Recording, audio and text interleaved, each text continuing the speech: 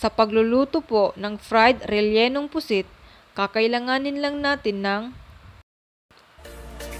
green chili, sliced carrot, sliced sayote, garlic, sliced potato, onion, kalamansi, seasoning, at malinis na pusit.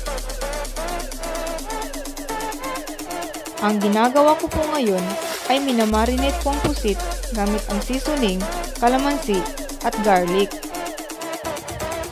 Ipapaalala ko lang po, kailangan nating i-slice ang front and back ng pusit bago ito i-marinate. So, gagamitin ko po ang aking mga kamay para maihalo kong mabuti ang marinade. Kung gagamit po tayo ng kamay, siguraduhin po nating naghugas tayo ng mabuti.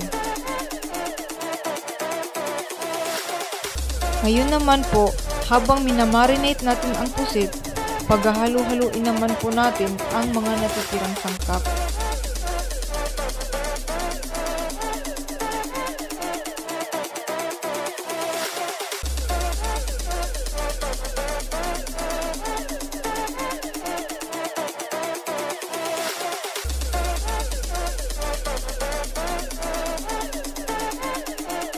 At matapos naman po nating ma-marinate ang pusit, ihiwalay po natin ito sa pinagbabaran.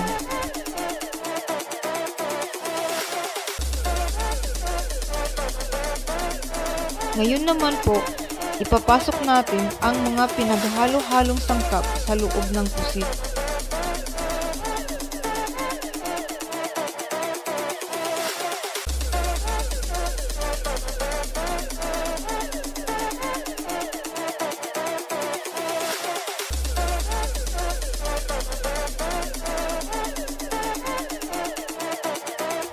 Maglalagay rin po tayo ng sliced green chili.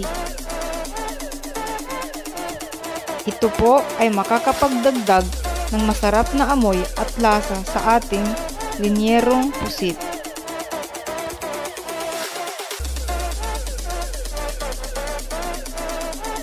Ulitin lang po ang prosesong ito hanggang sa matapos malagyan ang lahat ng ating pusit.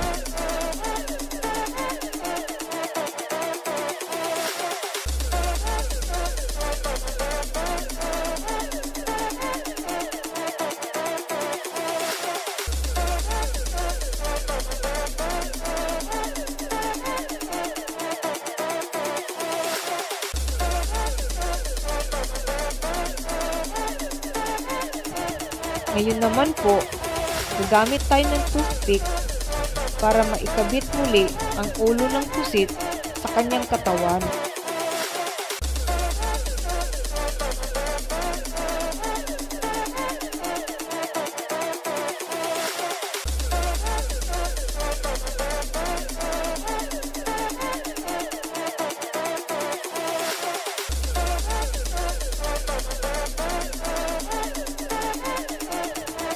At ngayon po, handa na po ang ating pusit para prituhin.